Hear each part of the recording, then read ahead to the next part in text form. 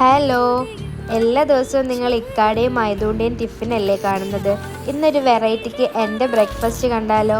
Almost എല്ലാ ദിവസവും ഞാനിതാണ് കേട്ടോ കഴിക്കാറ്. പിന്നെ കുറച്ച് ചേഞ്ചസ് അങ്ങോട്ടും ഇങ്ങോട്ടൊക്കെ വരും, അത്രയേ ഉള്ളൂ. അപ്പോൾ ഒരു ബൗളിലേക്ക് 1 table spoon chia seed, 2 table spoon oats, ഒരു ഫ്ലേവേർഡ് യോഗേർട്ട്. ഇതിപ്പോൾ ആപ്രിക്കോട്ട് ഫ്ലേവറാണ് കേട്ടോ. നിങ്ങൾക്ക് ഫ്ലേവേർഡ് ആയിട്ടുള്ളതോ അല്ലാത്തതോ ആയിട്ടുള്ള യോഗേർട്ടൊക്കെ എടുക്കാം കേട്ടോ.